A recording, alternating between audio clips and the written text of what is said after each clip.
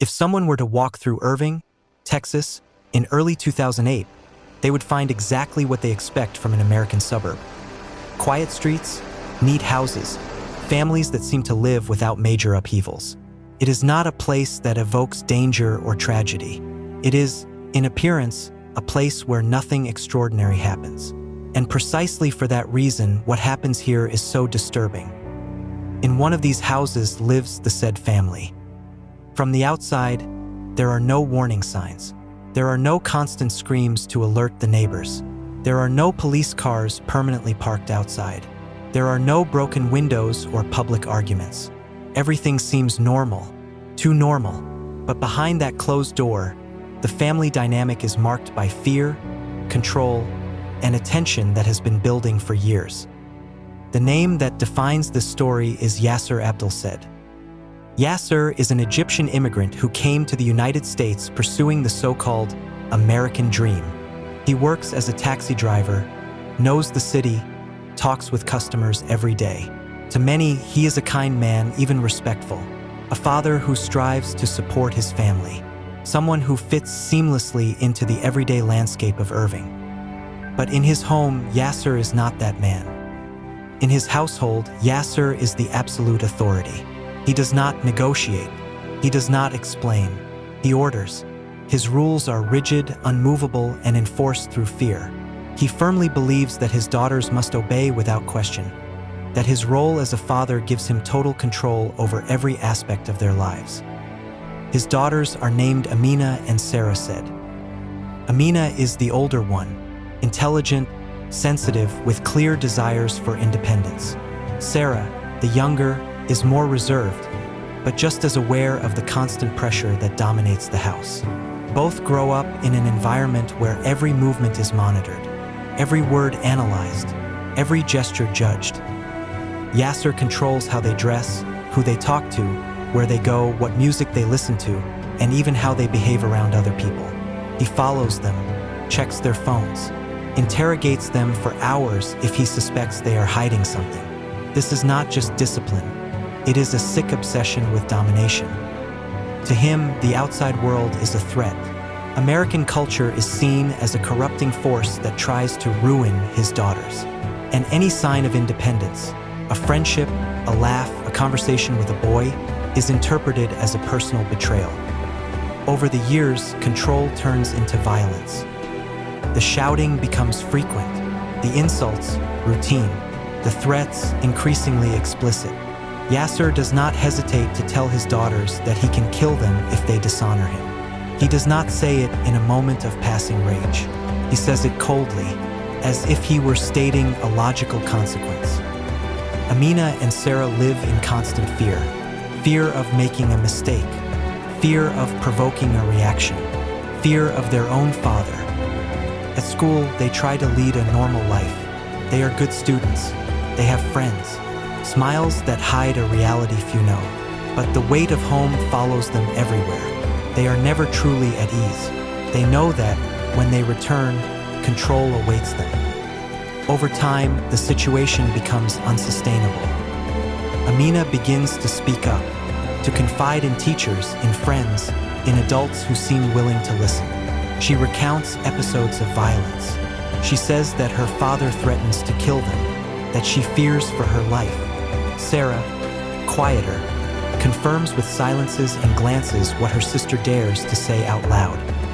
The warnings exist. The signs are there. But Yaser Said continues living as if nothing will happen.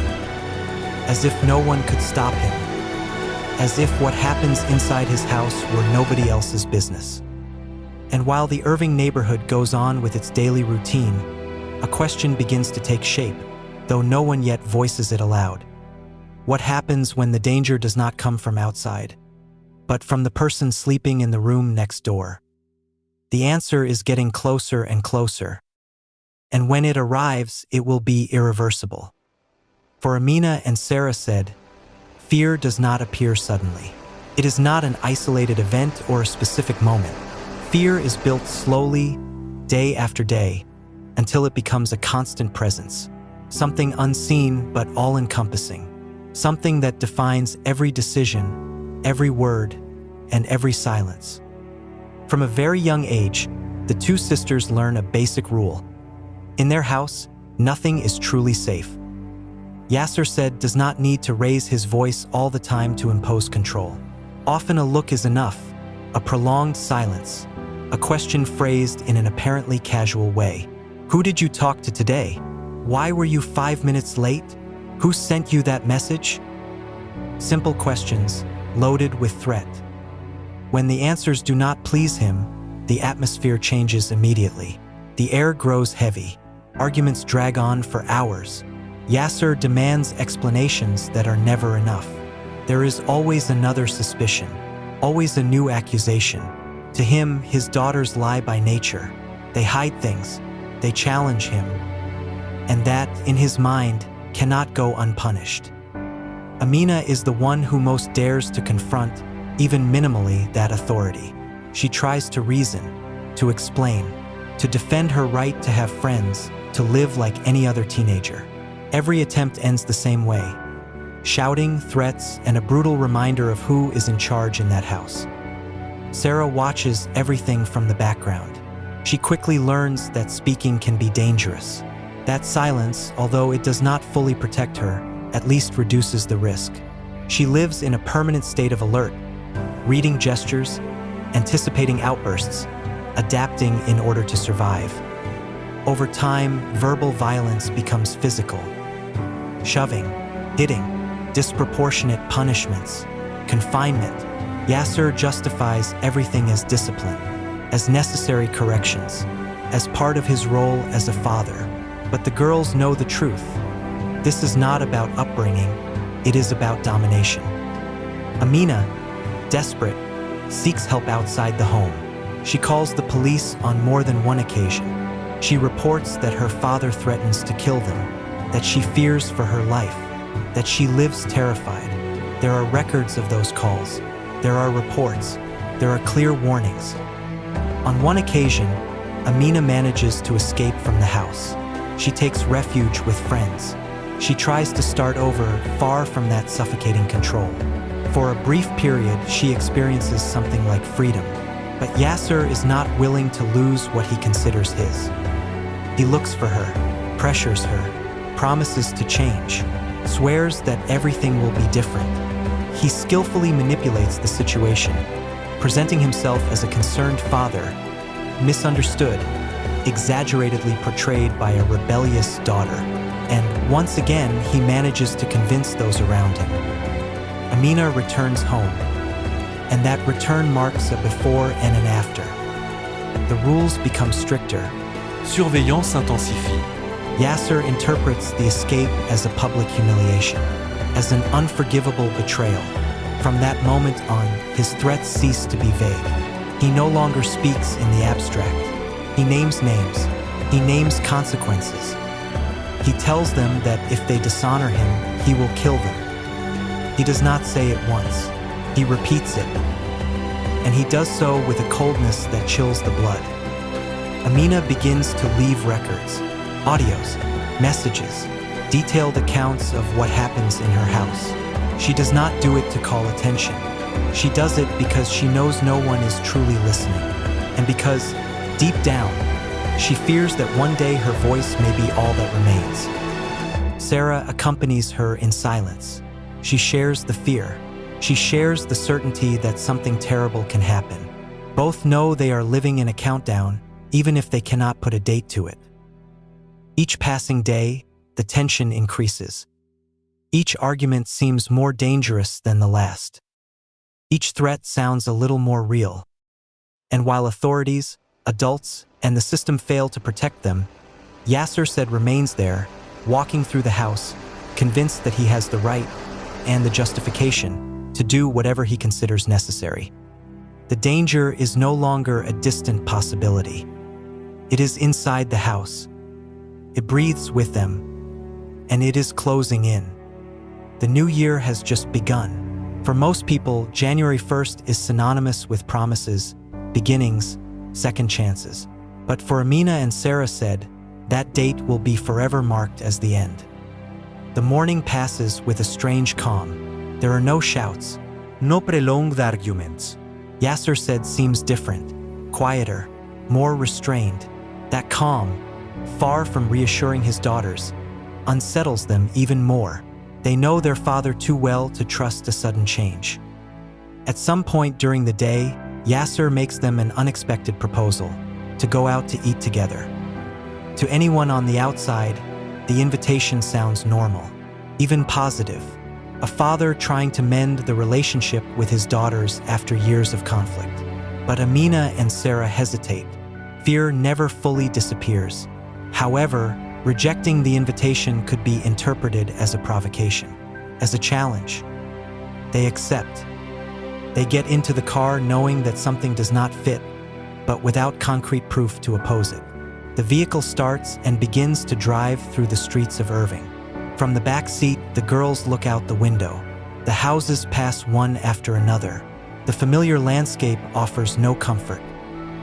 Yaser drives in silence. There is no music, no small talk, just the sound of the engine and a tension you could cut with a knife. Amina tries to start a conversation, but receives brief responses. Dry ones. Sarah remains silent, watching her father's every move in the rearview mirror. The drive lasts longer than expected. They are not heading to any familiar restaurant. The car moves away from busy areas and enters increasingly deserted zones. Dark streets. Porli-Listretchis. Places where there is hardly any traffic. Amina feels that something is terribly wrong. Her body reacts before her mind does. She asks her father where they are going. Yaser does not answer. Finally, the car stops in a secluded place. There are no businesses, no people nearby, only darkness and silence. Yaser turns off the engine. For a few seconds, no one moves, no one speaks. It is at that moment that everything collapses. Yaser Said pulls out a gun. There is no prior argument, no final warning, no moment to escape. Inside the car, in a closed space with no exit, he shoots his own daughters. The gunshots shatter the silence of the night. Amina and Sarah have no chance. Everything happens in a matter of seconds. When it is over, Yaser gets out of the vehicle. He looks at what he has done. He closes the doors. He leaves the car parked as if it were an abandoned object, as if what is inside were not two lives he himself destroyed. Then he leaves. Hours later, someone finds the vehicle. The scene is devastating. The police arrive and immediately understand the magnitude of the crime. This is not a random attack. It is not a robbery. It is not a settling of scores. It is something much darker. Investigators quickly reconstruct what happened. The previous reports, the recorded threats, the history of violence. Everything fits together in a terrifying way. The name Yaser Said immediately emerges as the main suspect. But when they go looking for him, it is already too late. Yaser Said has disappeared. The news shakes the Irving community, then the state of Texas, then the entire country. 2 teenagers murdered by their own father, a crime many describe as an honor killing, even though that word is impossible to justify. Photos of Amina and Sarah begin to circulate in the media. Their smiles contrast brutally with the way they died. The question repeats over and over, how could this happen? The police launch an intense search. Alerts are issued. Images of Yaser are distributed. Relatives, friends, acquaintances are investigated. No one knows for sure where he went or how he managed to escape so quickly. The only thing clear is that the man who for years had been reported for threats and violence is now a fugitive murderer. And with his escape, the case enters a new stage. A stage marked by frustration, helplessness, and an unbearable sense of injustice. Because while Amina and Sarah are gone, their killer remains free. And no one knows for how long. After the murder of Amina and Sarah Said, the name Yaser Said becomes synonymous with an unanswered question. How can someone disappear after committing such a brutal crime? In the days following the discovery of the car, the Irving police and state agencies begin an intense search. Cameras are reviewed, acquaintances questioned, financial movements analyzed. Every detail is examined in the hope of finding a trace. But Yaser seems to have evaporated. Authorities are convinced of one thing: he did not act alone. Yaser Said knew his environment too well. He knew whom to turn to, whom to trust, who would be willing to help him. Suspicion quickly points to people close to him, relatives and acquaintances who share strong cultural and personal ties. People who, for different reasons, choose to remain silent. Meanwhile, the case begins to make national headlines. The media speak of an honor crime, a label that generates intense debate. For some, it is a cultural explanation. For others, a dangerous excuse that attempts to soften an act of extreme violence. For Amina and Sarah's family, there is no discussion. It is murder, period. Time passes. Months turn into years. Yaser Said is placed on Texas's most wanted list. Rewards are offered. His face appears on television programs, on posters, in police databases. But there are no concrete calls, no solid leads. Every possible trail leads to nothing. For investigators, the frustration is constant. They know Yaser is not a sophisticated fugitive. He is not a criminal mastermind. And yet, he manages to evade authorities for more than a decade. That can only mean one thing: someone is protecting him. The extended family lives under a permanent shadow. The pain of loss mixes with the indignation of knowing that the person responsible remains free. Each anniversary of the crime reopens the wound. Each new mention of the case in the media awakens hopes that soon fade. Amina and Sarah are not forgotten, but justice seems distant. During those years, the case becomes a recurring example of systemic failure, of ignored warnings, of clear signs that were not enough to prevent the tragedy. Activists and domestic violence specialists repeatedly point out that the girls asked for help, that they left records, that there was time to intervene. None of that helps now. Yaser remains hidden, until in 2020 something changes. A seemingly minor piece of information reaches authorities, a detail that does not come from a major international investigation, but from persistence, from someone who finally decides to speak. The details are discreet, but sufficient to reactivate the case with force. The police act. The operation is quick and quiet. There is no cinematic chase, no armed resistance. When Yaser Said is finally located and arrested, he does not look like the powerful man who terrorized his daughters. He is older, worn down, but he is still the same. 12 years after the crime, the fugitive falls. The news spreads immediately. The country reacts with a mix of relief and fury. Relief because, at last, the killer is in custody. Fury because it took too long. Because for more than a decade, justice did not arrive. The capture opens the door to a new stage, the trial. And with it, the public exposure of everything that for years remained buried. Audios, testimonies, prior threats, calls to the police, evidence of a fear that was never taken seriously enough. As Yaser waits to face justice, a question imposes itself once again, more uncomfortable than ever. Could all of this have been prevented? The answer, for many, is as clear as it is painful. The trial of Yaser Said is not only the end of a long search. It is the public exposure of a tragedy that had been years in the making. When the accused finally sits before the court, there is no longer any mystery about what happened. The evidence is overwhelming, the horror undeniable. During the hearings, details emerge that shake even those who have followed the case from the beginning. The audios recorded by Amina, the desperate calls to the police, the explicit warnings in which Yaser says, without circumlocution, that he will kill his daughters if they dishonor him. These are not interpretations. They are clear words, recorded, ignored. Each recording is a direct blow to the collective conscience. The prosecution reconstructs the story step by step. It shows how control turned into violence, how violence escalated into a constant threat of death, and how, despite all of this, the system failed again and again to protect the victims. Yaser Said listens, sometimes impassive, sometimes with minimal gestures of discomfort. There are no major emotional outbursts, No visible remorse. For many, his attitude reinforces the idea that he never saw his daughters as independent people, but as extensions of his own will. The verdict does not surprise. Yaser Said is found guilty of capital murder.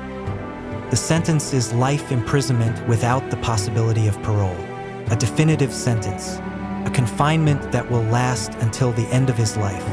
For the judicial system, the case is closed. But for those who hear the full story, closure is not so simple. Nothing brings Amina and Sarah back. Nothing compensates for the years of fear. Nothing erases the certainty that they asked for help and did not receive it in time. Justice arrives, yes, but it arrives late. Too late. As the months pass, the case of the Said sisters becomes study material. A warning, an example of what happens when warning signs are normalized, when threats are minimized, when abuse is interpreted as a private matter.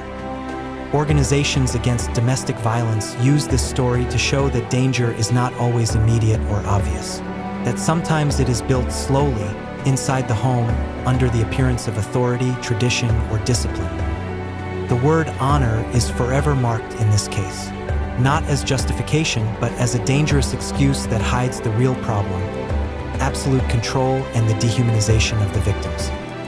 Amina and Sarah had dreams, plans, a future. They wanted to study, fall in love, decide for themselves. They wanted to live, and that is what most unsettles about this story. They did not die by chance, nor by a momentary impulse. They died because someone decided they had no right to choose. Today, their names continue to appear in documentaries, articles, and videos like this one, not only to remember what happened, but to warn about what can happen again if people look the other way. Because this case is not an exception. It is part of a pattern. In different parts of the world, other young women live under similar threats.